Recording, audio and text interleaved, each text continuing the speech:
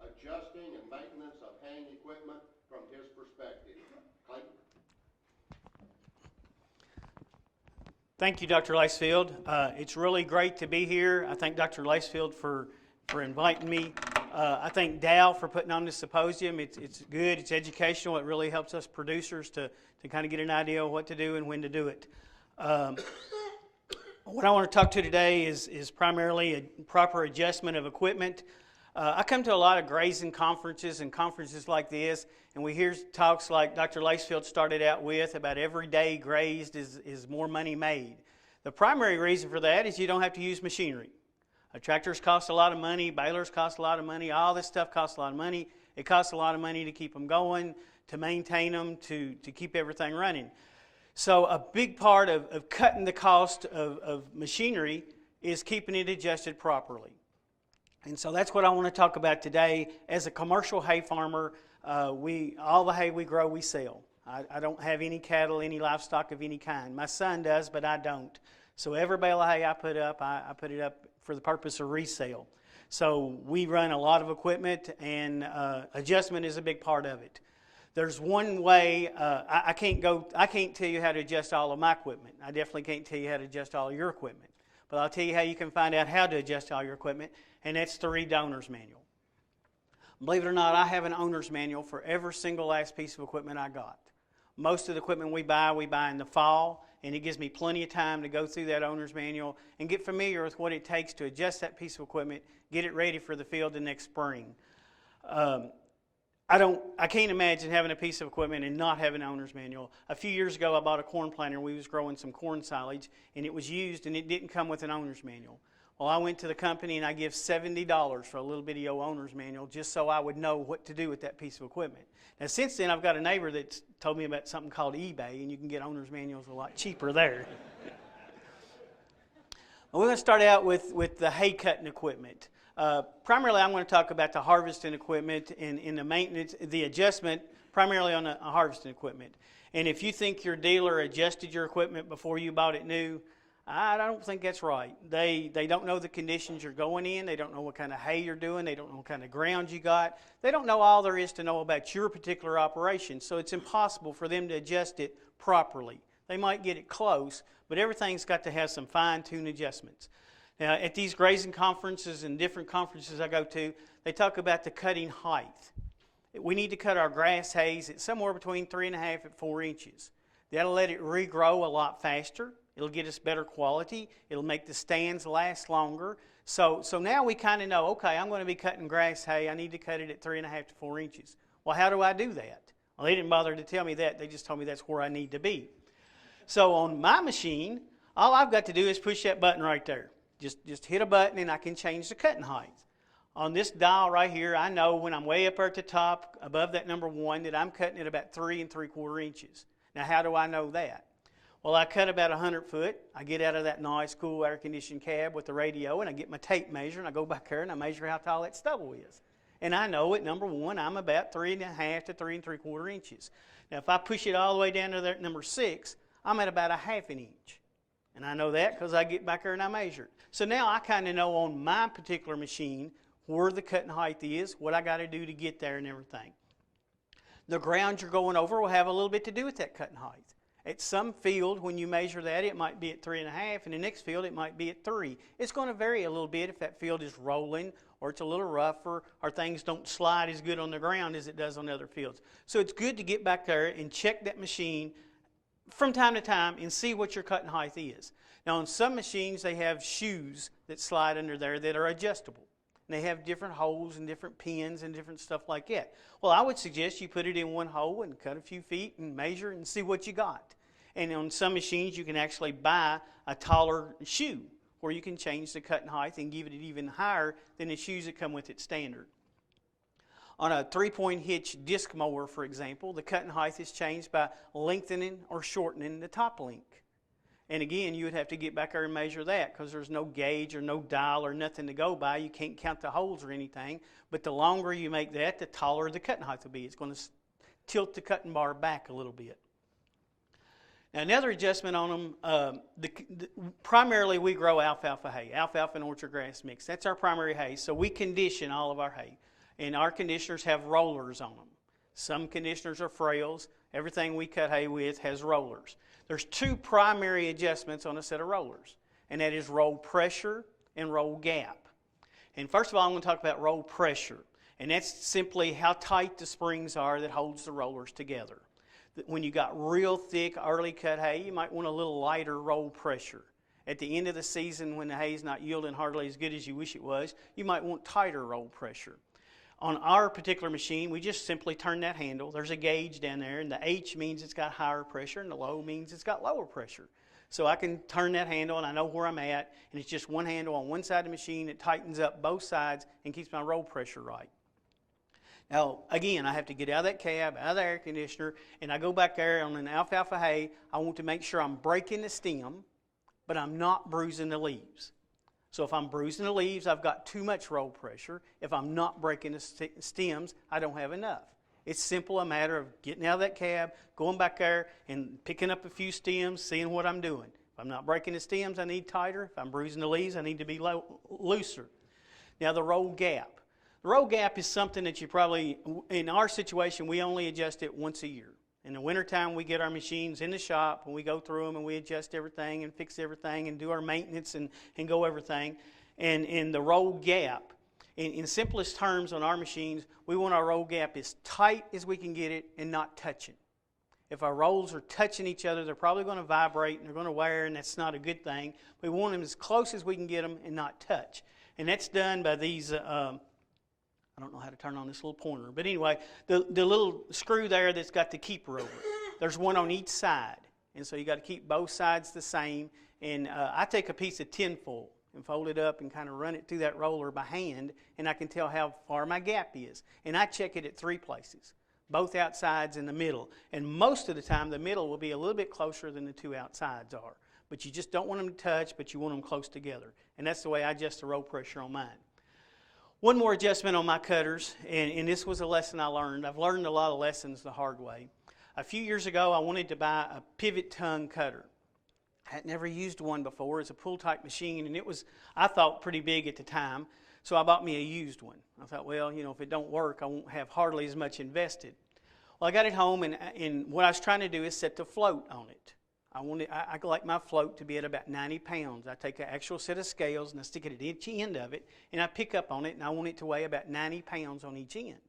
So I was setting the float on this machine, and on the right-hand side, I'd tighten the spring up absolutely as tight as it would go, and it was still on about 110 pounds. And I'm like, ooh, I'm not familiar with this. You know, this is heavier than I'm used to. Well, I went ahead and used it. I thought, well, maybe it's just different. Well, I tore up a few things on the end of the cutter bar a time or two. If I hit a rock or if I hit something, it was actually too heavy. And anyway, I learned later on that it actually had a coil spring inside of a coil spring, and the middle one was broke. And I didn't realize that. So I couldn't adjust it properly, and I should have known that right off the bat and looked for something else. And when we first bought these machines here, the float is adjusted by hydraulics. It has hydraulic pressure on the cylinders that sets the float, and it's actually adjusted from the cab. Well, the first thing I done is got that machine out there, and I got it on me a good level place, and I set my float and got my scales out there. Of course, I had my son out there on the scales. I was still sitting in the cab. And, you know, hey, we need to get this right on 90 pounds. Well, we worked on it about 30 minutes, and we had it dialed in. It was just right. I was tickled to death. And I go out there to the field, and I make about 3 rounds, and that head is just not performing right. When you get them too heavy, they stay on the ground too hard. If you hit something, they jar real hard. If you get them too light, when you hit a hump, it takes them too long to come back down. That's a pretty good indicator when you're driving it. Well, I could tell that this thing was too heavy. So I took it back and checked it again, and it was. The head was way too heavy. Well, I learned that the oil has to be hot to adjust the float. As the oil got warmer, the head got heavier. So now I run it for about 30 minutes, get my oil good and hot before I adjust the float. So that's another one of them lessons that I learned. Well, we'll move on to a tedder. A tedder don't have a lot of adjustment, but what adjustment it does have is extremely important. We want to change the tilt of the tines. We want a steeper angle for thicker hay and a flatter angle for thinner hay. And ours has 4 different holes that we can adjust it on. And that's the primary adjustment on the tedder. Our second adjustment on it is when we get in thick hay, we want to slow down our ground speed. and that gives the tedder a little bit more time to work. And if we're on thinner hay, we want to speed up a little bit so it don't just beat the hay all to pieces. And hay needs to be tethered at a good high moisture, especially alfalfa. But that's the two main adjustments that we go through on our tedders. Now, a hay rake. In my opinion, a hay rake can do more damage to a piece of hay than any other piece of equipment we got out there, especially if it's not adjusted properly. We can absolutely ruin top quality hay in just a few minutes with a hay rake at the wrong time or the wrong adjustment. We use these in-raw CY rakes is what we use on our farm. We actually run 4 of them. They have 9 wheels on one side and 6 wheels on the other side, and they make a real nice uniform windrow that's really good for a small square baler. Our dealer in our county was one of the top dealers in the nation for these rakes. He started selling them about 20 years ago. When they started selling them, they had a couple of demos that they would just loan out. Let anybody in the world wanted to use them and try them out, and then hopefully they got to sell one. Well, they loaned one of the demo guys to one of my neighbors, a real good hay farmer. He does a really good job. Well, he went across his field about 3 times, and he pulled rocks up, and he put sticks in, and he put dirt in his windrow. And when he got back to the end of the barn, he unhooked that thing, told him to come get it. He would never hook to another wheel rake again. Now, the reason is it wasn't adjusted properly. It didn't have anything to do with the brand or the color or the way he drove or anything like that. It's simply the rake wasn't adjusted properly. Now, what we do to these rakes to adjust them on our farm, I'm sure everybody's got their own ideas. We back it in our shop and get it on perfectly level ground. And we take a set of scales and we weigh each wheel. It doesn't really matter where you hook the scales or what the number is. The important thing at this point is to get them all the same. And we set ours on about 25 pounds initially. And we can do that by changing the link that the spring is hooked in, or by sliding the little slides on the bar. But what we want to do is we want to go through that whole rake, and we want every one of our wheels to weigh the exact same. Then when we get to the field, we can adjust this stop right here. And if we're in real thick hay, we want to put some more wheel pressure on it so it don't jump over the top of the hay. If we're in real thin hay, we want to put less wheel pressure on it. The longer we screw that rod out, the less wheel pressure we'll have. The more we shorten it up, the more wheel pressure we have. And you want them wheels absolutely as light as you can get them and not jump over the top of the hay. And that involves adjusting this rake almost every time you change fields, which involves getting back out of that air conditioner again. But that's something you have to do in order for this rake to do a good job, not put any debris in our hay, keep the dirt out of our hay, and still make a nice, neat, uniform windrow. Now we're going to get to the balers. Now we primarily use small square balers. We do have a hay roller, and if we get hay rained on, we will roll it for haylage, or if we think we're going to get it rained on, we roll it for haylage. But primarily I'm going to talk about small square balers. I think one of the most important adjustments on a small square baler is done from the tractor, not really on the baler. I had a neighbor that had a small square baler, and today we handle almost all of our hay mechanically. There's very few of us that do it like I did when I was at home, where you got the wagon hooked behind the baler and you stack them all by hand. That's the way I growed up doing it. And I love to have a short bale or a long bale every now and then, because there's always some spot I needed a longer bale or a shorter bale. But when you handle it mechanically, it's really important for them bales to be all consistent in length. We want our bales consistent. And our guys, we want our bales 35 inches long plus or minus 1 inch. If they get longer than 36, I'm throwing a fit. If they get shorter than 34, I'm throwing a fit. So that's pretty narrowed down. Well, I had a neighbor had a nice baler. Wasn't nothing wrong with it whatsoever, but he was getting a lot of long bales and a lot of short bales. He wasn't very consistent. Baler wasn't but a year or two old, and he traded it off and got a different color baler because his baler was not doing a good job. Well, I got news for him. It wasn't the baler. It wasn't nothing wrong with the baler. It was the operator. And the way we make our bales consistent in length, we've added adjustment to them. The original one, you use 2 wrenches and slide it up and down, and we've got an adjustment on there where we don't have to use any wrenches. It just makes it a little quicker and a little easier. But the main way for us to get our bales consistent in length is to count the strokes. We want about 15 strokes per bale. If you hit a thick windrow, you want to slow down until you get 15. If you get a thin windrow, you want to speed up and keep it at 15. At 15 strokes per bale, we're going to bale 6.6 bales a minute. We're going to bale between 350 and 400 bales an hour. And our bales are going to be 35 inches long. I actually looked at the books right before I left home today, or the other day, and we've loaded the last 298 semi-loads of hay we've loaded. 297 of them had 648 bales on each one. Now that's my guys doing a consistent job of baling hay at 35 inches long. And that's extremely important if you're going to handle this hay mechanically, be it with a bale wagon, an accumulator, a bale bandit, or however you handle it mechanically. You need a good consistent length of bale, and that's primarily done from the tractor seat. Another adjustment on our baler is a hydraulic tensioner.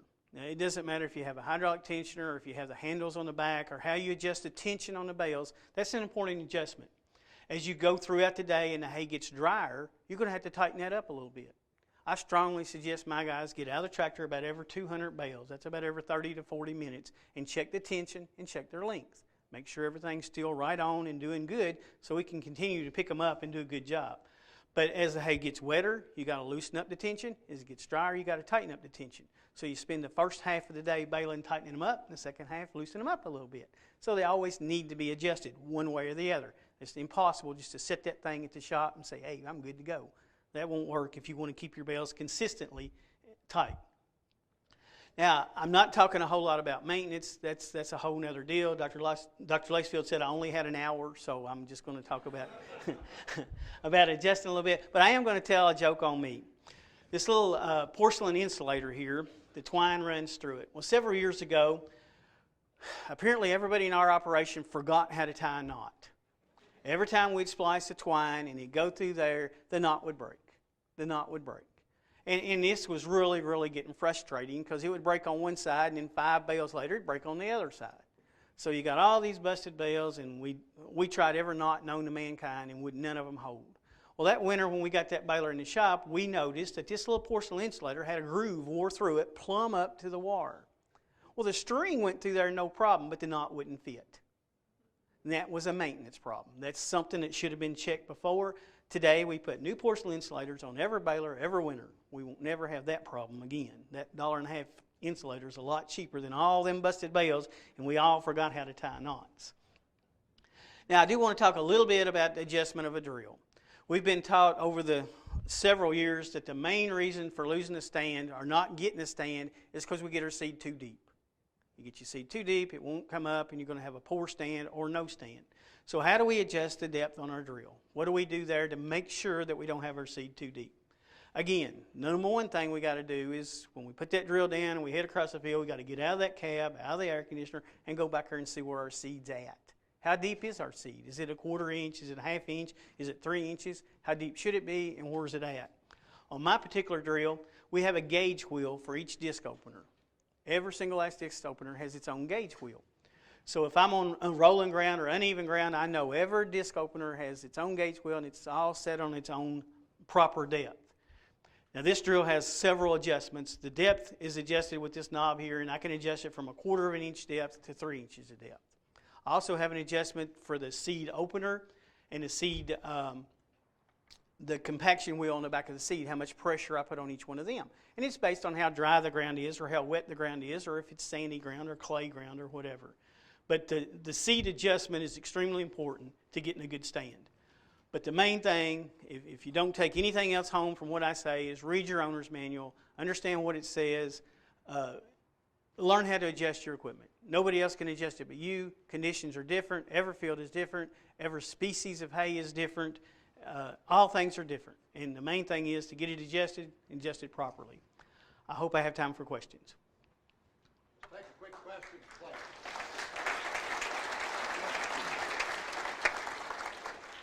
Question for Clayton? Yes, one right here. How much change and adjustment is needed when you switch from the poly twine to sisal twine in your bale? Do you not change? Okay, that's a good question. The last sisal twine I used was in 1979. And so I'm not sure what we do. We only use poly twine. The primary reason is it's more consistent in density, and we're hitting them bales with a bale wagon at 10 or 12 miles an hour and won't nothing else hold up. Okay. Thanks so much, Clayton. I appreciate it. Appreciate you coming and giving us that question.